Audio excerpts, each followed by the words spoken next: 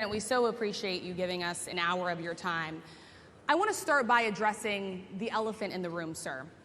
A lot of people did not think it was appropriate for you to be here today. You have pushed false claims about some of your rivals, from Nikki Haley to former President Barack Obama, saying that they were not born in the United States, which is not true. You have told 4 congresswomen of color who were American citizens to go back to where they came from. You have used words like animal and rabid to describe black district attorneys. You've attacked black journalists, calling them a loser, saying the questions that they ask are, quote, stupid and racist. You've had dinner with a white supremacist at your Mar-a-Lago resort. So my question, sir, now that you are asking black supporters to vote for you, why should black voters trust you after you have used language like that? Well, first of all, I don't think I've ever been asked a question in such a horrible manner. First question. You don't even say, hello, how are you?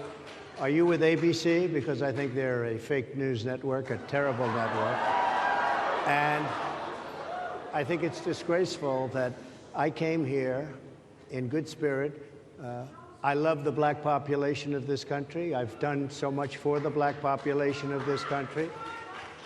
Including employment, including opportunity zones with Senator Tim Scott of South Carolina, which is one of the greatest programs ever for black workers and black entrepreneurs. I've done so much, and you know, and I say this, historically black colleges and universities were out of money, they were stone cold broke, and I saved them, and I gave them long-term financing, and nobody else was doing it.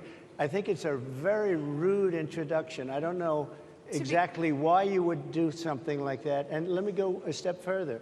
I was invited here, and I was told my opponent, whether it was Biden or Kamala, I was told my opponent was going to be here.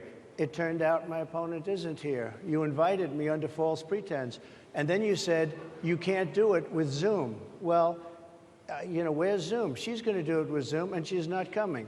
And then you were half an hour late, just so we understand. I have too much respect for you to be late. They couldn't get their equipment working or something was wrong. Mr. President, I would love if you can answer the question on your rhetoric and why you believe that black voters should trust you with another 4 years. I have been the best president for the black population since Abraham Lincoln. That's my answer. Better than President Johnson, who signed the Voting Rights Act? And for you to start off a question and answer period, especially when you're 35 minutes late because you couldn't get your equipment to work, in such a hostile manner, I think it's a disgrace. I really do. Let me just ask